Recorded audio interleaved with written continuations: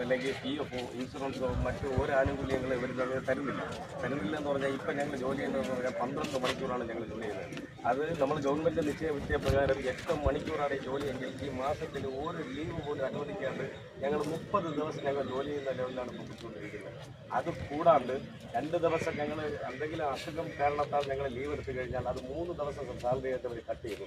അത് മാറ്റണമെന്ന് ഞങ്ങൾ നിരവധി പ്രാവശ്യം അവരോട് ചോദിച്ചു. അവർ പറയുന്നതെന്ന് പറഞ്ഞാൽ അത് മാറ്റാൻ കഴിയില്ല എന്നുള്ള രീതിയിലാണ് അവർ സംസാരിച്ചുകൊണ്ടിരിക്കുന്നത്.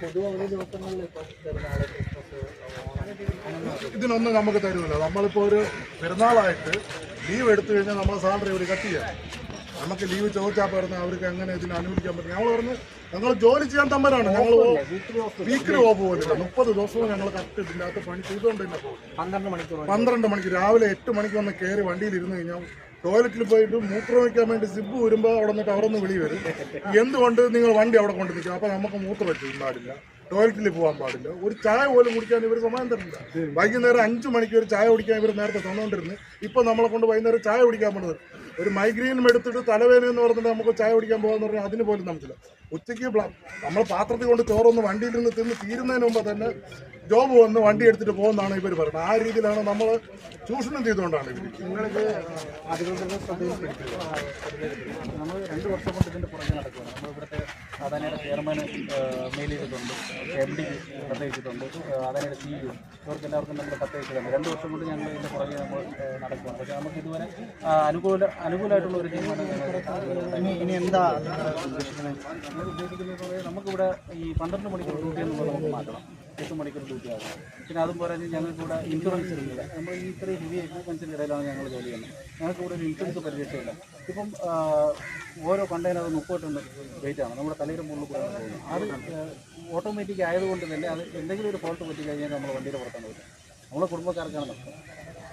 പിന്നെ അതുപോലെ തന്നെ നമുക്ക് ഒരു വണ്ടി ഇപ്പം ആക്സിഡൻറ്റ് സംഭവിക്കും. ഈ 12 മണിക്കൂർ കണ്ടിന്യൂസ് ഉള്ള ഡ്യൂട്ടിയിൽ നമുക്ക് ഈ രാത്രിയിലാണ് ഏറ്റവും കൂടുതൽ ആക്സിഡൻറ്റ് സംഭവിക്കുന്നത്. ഈ ആക്സിഡൻറ്റ് സംഭവിക്കുന്ന ടൈമിൽ ഡ്രൈവറെ പുറത്താകും. പക്ഷേ ഈ വണ്ടി അവർ ഇൻഷുറൻസ് ക്ലെയിം ചെയ്ത് വണ്ടി റെഡിയാക്കിയിട്ട് അവർ തിരിച്ചവർ ഈ വണ്ടി ഉള്ളിരിക്കുകയായിരുന്നു.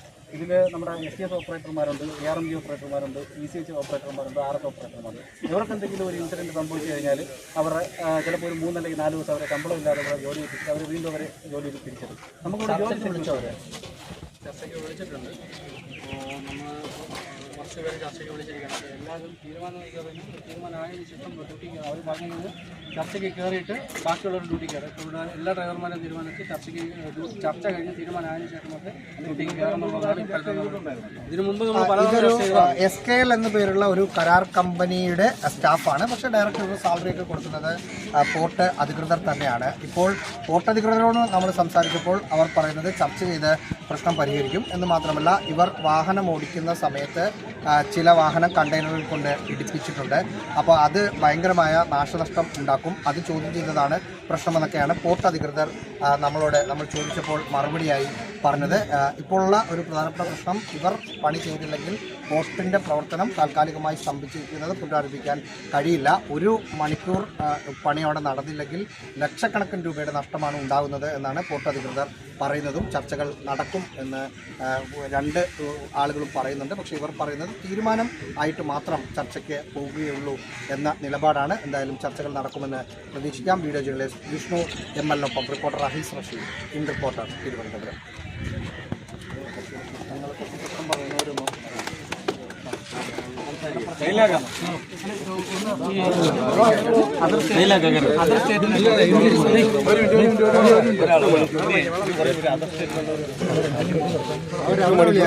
മറ്റുള്ള അതായത് 8 മണിക്കൂർ ഡ്യൂട്ടി, 4 മണിക്കൂർ ഓവർടൈം, അതായത് 8 മണിക്കൂറിന്റെ സാലറിയാണ് നമുക്ക് തരുന്നത്. 4 മണിക്കൂറിന്റെ ഓവർടൈം നമുക്ക് തരുന്നില്ല. കാരണം ഈ 20 ദിവസവും ഇപ്പോൾ അവർ പറയുന്നത് 2 ഡേ 2 നൈറ്റ് 2 ഓഫ് ഇതാണ് അവർ പറയുന്നത്. പക്ഷേ ഈ 2 ഓഫിന്റെ ഡ്യൂട്ടി കൂടെ ഞങ്ങൾ എടുത്തിട്ടാണ് പോകുന്നത്. അങ്ങനെ കണക്ക് നോക്കുകയാണെന്നുണ്ടെങ്കിൽ 30 ദിവസം നമ്മൾ ഡ്യൂട്ടിയാണ്. നമുക്ക് ഒരു ദിവസം പോലും നമുക്ക് ഓഫില്ല. മെയിനായിട്ട് നമുക്ക് ഓഫിന്റെ ഒരു പ്രശ്നം, പിന്നെ സാലറിയുടെ പ്രശ്നം. ഒരു ദിവസം 954 രൂപ നമ്മുടെ ശമ്പളം. ഇത്രയും ഹെവി വണ്ടിയും ഹെവി എക്യുപ്മെന്റാണ് നമ്മൾ കൊണ്ടുപോകുന്നത്. എന്നിട്ട് തുച്ഛമായിട്ടുള്ള ശമ്പളമാണ്. ഇവിടെ ടിപ്പർ ഓടുന്ന ആൾക്കാർക്ക് ഒരു 1200 ശമ്പളമുണ്ട്. ഞങ്ങൾക്ക് വരുന്നത് 954 രൂപ. ഇതിലൊരു മാറ്റം പറയാമെന്ന് നമ്മൾ തുടക്കം, അതായത് ഫസ്റ്റ് ഷിപ്പ് വന്ന സമയം പോലെ നമ്മൾ ആവശ്യപ്പെടുന്നത്. ഇതുവരെ അതിന് ഒരു പരിഹാരം ഉണ്ടായില്ല.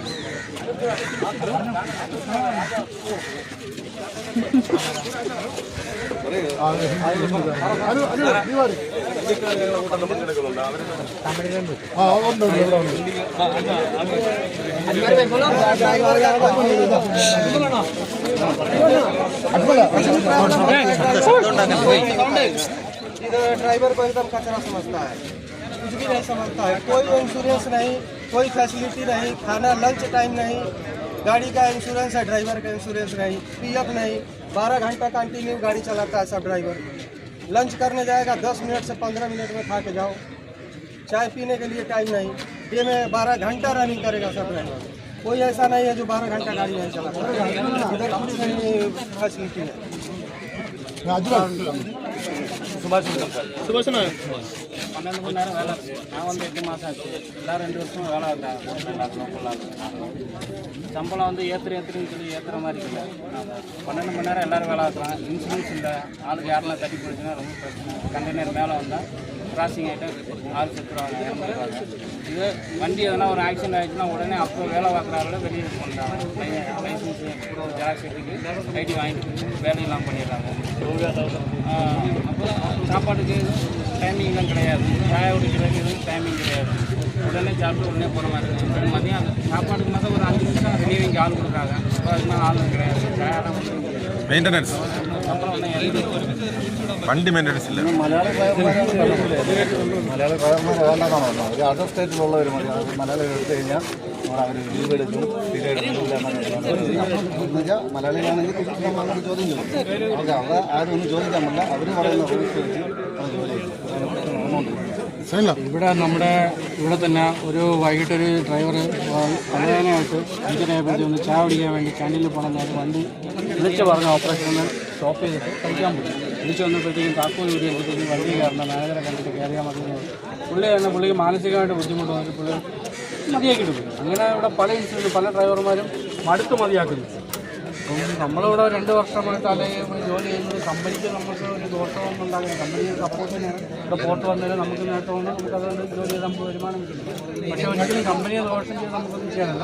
നമ്മുടെ ആവശ്യമുണ്ട് ഇൻഷുറൻസ്, PF, 12 മണിക്കൂർ ജോലി ചെയ്യുമ്പോഴത്തേക്കും 30 ദിവസം ശമ്പളത്തിന് 8 മണിക്കൂർ ശമ്പളം തരുന്നു, ഓഫില്ല. അപ്പോൾ അങ്ങനെ വരുമ്പോഴത്തേക്ക് 2 മാസത്തിൽ 2 ക്യാഷ് ലീവ്, ഒരു മെഡിക്കൽ ലീവ് നമുക്ക് കമ്പനി പ്രോപ്പർ റൂൾ പ്രകാരം നമുക്ക് അനുവദിച്ചിട്ടുള്ളതാണ്. അതൊന്നും കമ്പനി തരുന്നില്ല. 2 ദിവസം ലീവ് എടുത്താൽ അഡീഷണൽ 1 ദിവസം ശമ്പളം കൂടെ കട്ടാകും. അതൊക്കെ നമ്മുടെ ഡ്രൈവർമാർക്ക് ഭയങ്കര ബുദ്ധിമുട്ട്. പല തവണ ഇവിടെ CA അടക്കമുള്ളവർ സംസാരിച്ചിട്ടുള്ള ഒരു തീരുമാനം. പിന്നെ ഒരു കണ്ടെയ്നർ ഇൻസെൻറ്റീവ് വരുമെന്ന് പറയുന്നുണ്ട്. 2 മാസത്തിനാണ് വരാൻ MLA ഉൾപ്പെടെ ഉള്ളവർക്ക് സമ്മതിച്ചിട്ട് ഇപ്പോൾ ഏകദേശം 20 വർഷമാണ്. ഒരു മാറ്റം വന്നിട്ടില്ല, ഇതുവരെയും വന്നിട്ടില്ല. ചോദിക്കുമ്പോഴെല്ലാം അടുത്ത ഫിനാൻഷ്യൽ ഇയറിൽ മാറും. ചെറിയ 1 വർഷം കഴിഞ്ഞ് ഒരു മാറ്റം വരുന്നില്ല. നിങ്ങൾ വാഹനങ്ങൾ അങ്ങനെ സംഭവം ഉണ്ടായോ? എനിക്ക് അവിടെ ഇന്നലെ ഒരു ഇൻസിഡൻറ്റ് സംഭവിച്ചു. ഒരു റെയിൽവേ വെഹിക്കിളിൽ നിന്ന് കുറച്ച് വലിയ ഒരു OG കണ്ടെയ്നർ കൊണ്ടുപോകുന്ന വഴിക്ക് ചെറിയൊരു ഇൻസിഡൻറ്റ് സംഭവിച്ചു. അപ്പോൾ എന്നെ ഇന്നലെ അവിടെ ഓഫീസിൽ വിളിച്ചിട്ട് എന്നോട് ചോദിച്ചത് ഒന്നിൽ 4 ലക്ഷം രൂപ നഷ്ടപരിഹാരം കൊടുക്കണം, ഇല്ലെങ്കിൽ ഞാൻ സ്വന്തമായിട്ട് ഇവിടെ നിന്ന് റിസൈൻ ചെയ്ത് പോകണം. ഇതാണ് അവരുടെ 2 വർഷമായിട്ട് ഇവിടെ ജോലി ചെയ്തുകൊണ്ടിരിക്കുകയാണ്. രണ്ടല്ല, ഞങ്ങളിവിടെ 6 വർഷമായിട്ട് ജോലി ചെയ്യും. ഈ കമ്പനിക്ക് ഇപ്പോൾ 2 വർഷമായിട്ട് നിങ്ങളെന്ത് പറഞ്ഞു? ഞാൻ ഇന്ന് ചർച്ച ചെയ്തിട്ട് പറയാനാണ്. ആക്സിഡന്റ് സംഭവിക്കാം. ആക്സിഡന്റ് അത് OG ഷിപ്പിലോട്ട് കയറ്റാൻ വേണ്ടി കൊണ്ടുപോകുന്നത്. അത് വണ്ടിയേക്കാൾ വലിയ സൈസുള്ള നമുക്ക് വണ്ടിയെ കാണാൻ പറ്റുന്നതിന് പരിധിക്ക് അപ്പുറം സേഫ്റ്റി വരുന്നില്ല. ഇത് ഇല്ലാത്തതുകൊണ്ട് റൈറ്റ് സൈഡിൽ സ്റ്റെപ്പിലൊന്ന് ചെറുതായിട്ട് ഒന്നുമില്ല, അതിന് സ്റ്റെപ്പ് ചെറുതായിട്ടൊന്ന് കെട്ടിട്ട് അവർക്ക് ഇന്ന് ചെയ്യാൻ ചെറുത് പറയുന്നത് വെച്ചാൽ അതിൻ്റെ നഷ്ടപരിഹാരമായിട്ട് പുള്ളിയെ മെനഞ്ഞാണ് പറഞ്ഞു വിട്ടാളാണ്. എൻ്റെ നൈറ്റ് ഡ്യൂട്ടി ചെയ്തപ്പോൾ ബാക്ക് വീട് പിടിച്ച് ഒരു സെൻസർ അതൊന്ന് ലൈറ്റ് മറിഞ്ഞതേ ഉള്ളൂ. ഇതിൻ്റെ പേരിൽ എന്നെ പുറത്താക്കി, വീട്ടിൽ പുറത്താക്കി. എന്ത് പറഞ്ഞു? ഡ്യൂട്ടി ചെയ്യേണ്ട പുറത്താക്കി, പാസിനെല്ലാം ഇന്നലെ കൊണ്ട് പുറത്താക്കി. വിട്ടു, അത്രേ ഉള്ളൂ അവരെ നടപടി. 3 ലക്ഷം രൂപ ആവുന്നു. അത് ചെറുതായിട്ട് പൈപ്പൊന്ന് ബെൻഡായതാണ്. ഒന്നുമില്ല, അതിപ്പോൾ വർക്കിംഗ് ആണ് സാധനം. 3 ലക്ഷം രൂപ വേണം. എൻ്റെ അടുത്ത് ഡ്യൂട്ടി ചെയ്യേണ്ട വെളിയിൽ അറിയിക്കണം. അപ്പം ഇവർ തിരിച്ചെടുക്കണമെന്നുള്ള കൂടി നമ്മുടെ അത്യാവശ്യം ഇവരെ തിരിച്ചെടുക്കണം. ഇതേ കണക്കൊരു ഇൻസിഡന്റ് അകത്ത് പറ്റിക്കഴിഞ്ഞാൽ ഈ കൂടെ നിൽക്കുന്ന ഒരു ഡ്രൈവറെയും പുറത്താക്കാൻ പാടില്ല. പുറത്താക്കുന്നെങ്കിൽ അവർക്ക് 3 മെമ്മോയെങ്കിലും ഇഷ്യൂ ചെയ്തതിന് ശേഷം പുറത്താക്കട്ടെ. അവരിത് ഒരു നടപടി സ്വീകരിക്കാണ്ട് അവർ ചെയ്യുന്ന പരിപാടി എന്തോ ഗുണ്ടായിസം പോലുള്ള രീതിയാണ്. ഒറ്റയ്ക്ക് ഒരാളെ വിളിച്ചു വരുത്തിയിട്ട് അവന്റെ പാസ് വാങ്ങിക്കുക, ഇറങ്ങിയോ, ഇനി നാളെ മുതൽ നീ വരണ്ട. ഇതാണ് അവരുടെ നടപടി. വേറെ ഒന്നും ഇത് എസ്കെയിലിന്റെ മാനേജറായിട്ടുള്ള ദയാലൻ എന്ന് പറഞ്ഞ ഒരു വ്യക്തിയാണ് ഇത് ചെയ്യുന്നത്. ആ പുള്ളിയുടെ അടുത്ത് ഞങ്ങൾ എന്തെങ്കിലും ചോദിച്ചു കഴിഞ്ഞാൽ പുള്ളി പറയുന്നത് എനിക്കിതിനെ കുറിച്ച് അറിഞ്ഞുകൂടാ, മേളിലിരിക്കുന്നവർ പറയുന്നു, ഞാൻ ചെയ്യുന്നു. ഇന്നുള്ള മറുപടിയാണ് ഞങ്ങൾ തരുന്നത്. നമ്മുടെ ജോലിക്ക് ഇവിടെ യാതൊരു ഗ്യാരണ്ടി ഇല്ല. അതാണ് നമുക്ക് ആവശ്യം. നമുക്കൊരു ഇൻഷുറൻസ്